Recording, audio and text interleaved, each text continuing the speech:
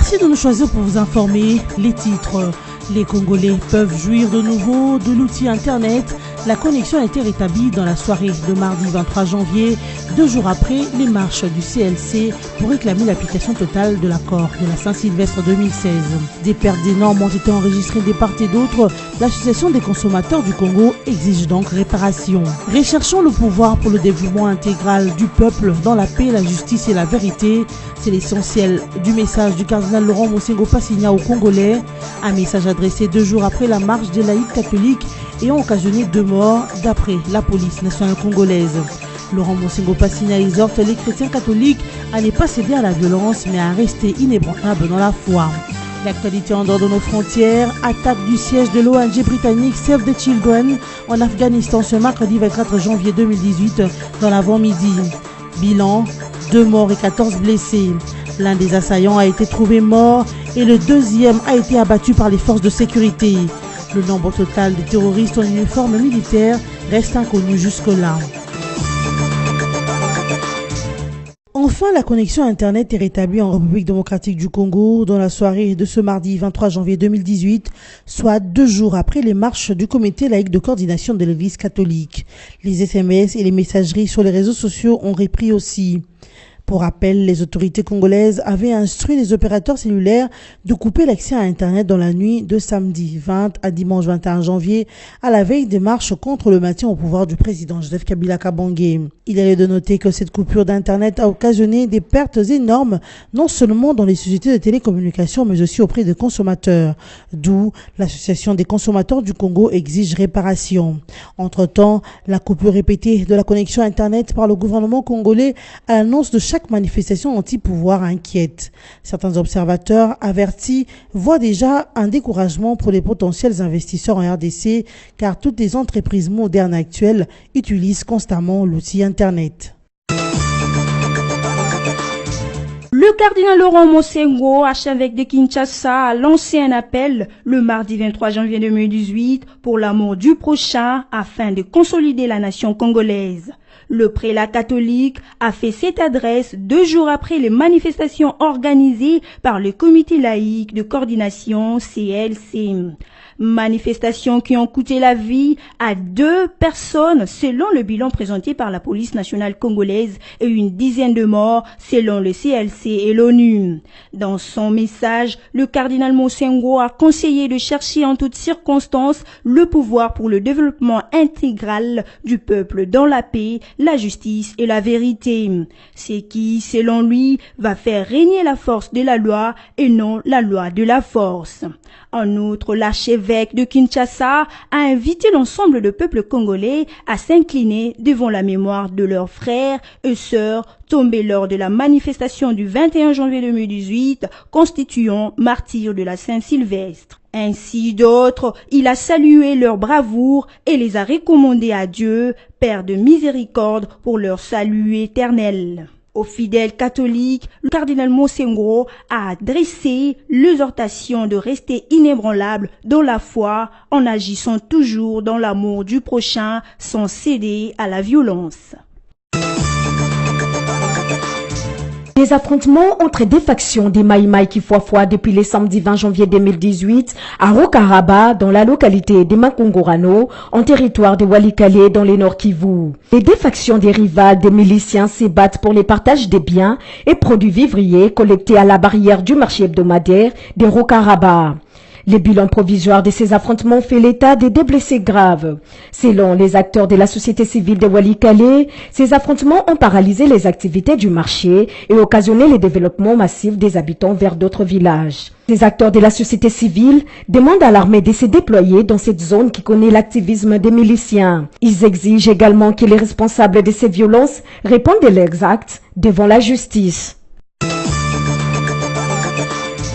Une autre audience dans le procès de milicien Kamwina Sapo s'est tenue le mardi 23 janvier 2018 devant le tribunal militaire garnison de Kinshasa-Gombe. Au cours de cette audience, le tribunal s'est une fois de plus focalisé sur la première infraction qui est le terrorisme. Pour les avocats de la République, au cours de l'instruction, le prévenu ont tout nié pour mettre le tribunal dans l'impossibilité de dire les lois.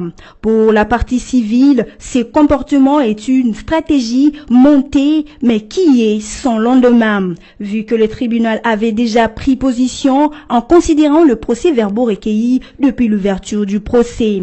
C'est à quoi des avocats de la défense réagissent en soutenant que le prévenu n'était pas libre lors de l'instruction préjuridictionnelle. D'après eux, depuis le début de ces procès, les avocats conseillent de tous les prévenus ont fustigé la manière dont ces procès-verbaux ont été établis en violation flagrante de la loi.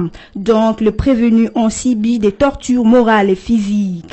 Aussi, ces derniers ont-ils jugé bon de relater la vraie version devant les juges. En dépit de toute controverse, les avocats de la partie civile déclarent que la suite sera heureuse et elle aboutira à la condamnation exemplaire de tous les prévenus et à l'indemnisation des victimes. La prochaine audience est prévue pour ce jeudi 25 janvier 2018. Le siège de l'ONG britannique Save the Children de Jalalabad, capitale de l'Est d'Afghanistan, a été attaqué l'avant-midi de ce mercredi 24 janvier 2018. Une voiture suicide a explosé devant l'entrée principale du complexe de cette ONG, puis un groupe d'hommes armés est entré dans l'enceinte de son siège. Le bilan de cette attaque fait état d'au moins 2 morts et 14 blessés. Après 2 sources concordantes, le corps de l'un des assaillants qui a utilisé sa veste explosive a été découvert sur place et un autre a été abattu par des forces de sécurité. Le même source précise que le nombre total des terroristes qui portaient des uniformes militaires reste inconnu jusqu'ici. Ici est de noter que cette attaque de l'ONG Save the Children intervient 4 jours après l'attaque d'un grand hôtel de Kaboul et que sa raison principale n'est pas encore connue. Mais il s'avère que l'attaque a été revendiquée par l'État islamique.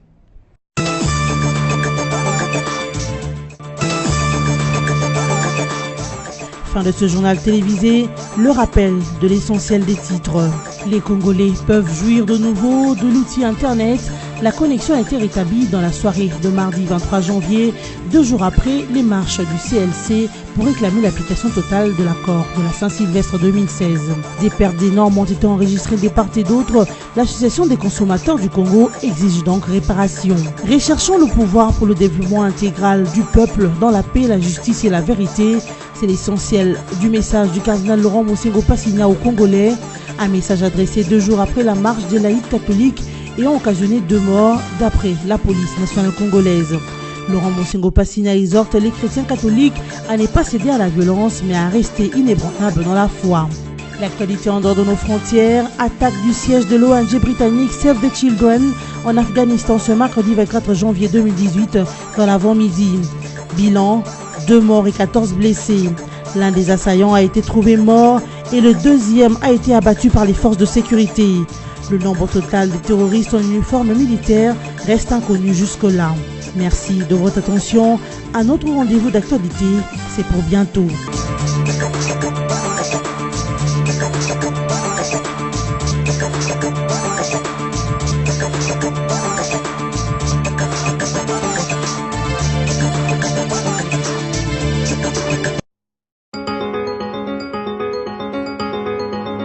Bienvenue à tous et merci de suivre cette revue de presse de journaux parus en ligne ce mercredi 24 janvier 2018. RDC Internet rétabli mardi soir, 2 jours après le marche anti-Kabila. C'est les titres à la une du site okapi.net avec qui nous ouvrons cette revue de presse. Internet a été rétabli mardi soir en République démocratique du Congo après avoir été suspendu sur instruction des autorités dans la nuit de samedi à dimanche avant des manifestations interdites et réprimées. Les messages sur les réseaux sociaux ont repris en soirée après les échanges des SMS. Les autorités congolaises avaient instruit les opérateurs de couper l'accès à l'Internet Internet dans la nuit de samedi à dimanche, la veille de marche contre le maintien au pouvoir du président Joseph Kabila, a indiqué à l'AFP un responsable d'une société de télécommunications. La coupure a été effective autour de minuit. Internet avait également été coupé avant les précédentes marches du dimanche 31 décembre 2017. La répression de marche de dimanche a fait 6 morts à Kinshasa, selon un bilan provisoire des Nations Unies et de l'Église. Lors des précédentes manifestations réprimées en janvier 2015, les autorités avaient coupé Internet pendant plusieurs jours après avoir constaté que les usagers se partageaient en temps réel des images des tués et de blessés, affirmant qu'il s'agissait des victimes de ce trouble. Des habitants de Bukavu ou Goma, dans la région du lac Kivu, à l'est de la République démocratique du Congo, ont utilisé les réseaux du Rwanda voisin pendant les coupures, précise le journal. Poursuivons cette revue de presse avec Forum des As qui note en grand titre « Restriction annoncée du PPRD et si Joseph Kabila devenait président du parti ». Le contexte électoral actuel plaide pour que le Raïs lui-même prenne les choses en main. Pour une annonce choc de cette semaine, celle de la restructuration du Parti du Peuple pour la Reconstruction et la Démocratie PPRD en est une. Pour mieux affronter le grand enjeu politique qui pointe à l'horizon, le PPRD, principal parti de la majorité au pouvoir, entend ménager sa monture. Le tout sur fond de la réorganisation du parti. Dans les jours à venir, le parti présidentiel aura un président national qui sera secondé par un secrétaire permanent. Une autre innovation envisagée concerne la suppression du poste du secrétaire général. Partant de ce réaménagement en vue du parti, plusieurs questions restent suspendues sur les lèvres de plus d'un militant et sympathisant PPRD. Mais la plus essentielle reste celle de savoir ce qui adviendrait au cas où Joseph Kabila présidait aux destinées de ce parti. Poser une question, c'est à la fois y répondre. Et si Joseph Kabila devenait président du parti, la question vaut son pesant d'or. Quand on sait que le PPRD n'a jamais eu un patron doté de plein pouvoir, indique le journal. Pour s'en convaincre, il suffit de révisiter le mode de désignation des secrétaires généraux du parti et leur manière de travailler. Bouclons cette revue de presse avec Actualité.cd qui écrit Kasaï Central, 10 militants de la Lucha acquittés par le tribunal de paix de Kananga. Le tribunal de paix de Kananga a acquitté mardi 23 janvier 2018 10 militants du mouvement citoyen Lutte pour les changements Lucha, détenus depuis décembre dernier à la prison centrale de Kananga. Ils étaient accusés de participation aux activités criminelles et désobéissance à l'autorité publique. Selon maître Oscar Mukengeshaï, un des avocats des 10 militants de la Lucha, le tribunal a estimé que l'arrêté du maire de Kananga qui interdit des manifestations publiques était illégal. Ceci en référence au fait que le maire de Kananga, Jean Mwamba Kantou Kanjila, ait été nommé par les ministres de l'Intérieur et non par ordonnance présidentielle conformément à la loi. Par voie de conséquent, le tribunal n'a trouvé aucune infraction en charge des 10 militants de la Lucha qui ont quitté les tribunaux libres. Arrêtés le 29 décembre 2017 alors qu'ils organisaient un sit-in pour exiger le départ du président Kabila. Lors de leur procès le 9 janvier dernier, le parquet avait demandé au tribunal de paix de Kananga de les condamner à 3 ans de prison ferme et au paiement de 200 000 francs congolais d'amende chacun. C'est sur cette note que s'achève cette ronde de journaux parus en ligne. Merci à vous qui l'avez suivi et bonne suite de programme sur votre chaîne.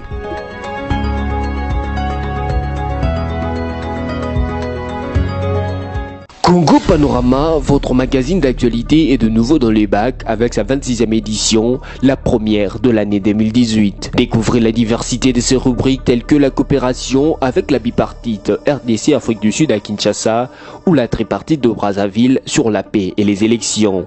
En actualité, retour sur la conférence de gouverneurs à Goma et aussi la croisade des Marie-Ange Mouchobécois pour le droit de l'homme. Les infrastructures encore avec la route Nzolana à Kinshasa et la nationale numéro 1, Kinshasa-Mwanda. Formation professionnelle et affaires sociales, l'INPP et l'INSS primés en international. Finances et économie, le marché des assurances libéralisé, la SONAS se dit sereine. Culture et société, découvrez notre dossier éducation avec les universités de Kinkole à Kinshasa et Mapond à Kindu ou encore l'école Les Amis des Daniel à Kinshasa. Congo Panorama 26, c'est aussi les dossiers de la une. Loi électorale promulguée, les élections, c'est parti.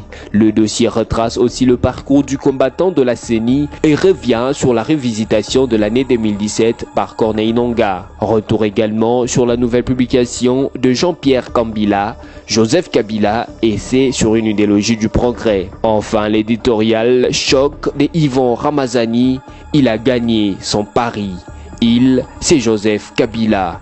L'éditorialiste revisite le parcours et les efforts du président de la République dans le processus vers les élections et conclut « L'histoire retiendra encore une chose pour Joseph Kabila, il a gagné son pari. » Congo Panorama, s'investir pour un Congo émergent.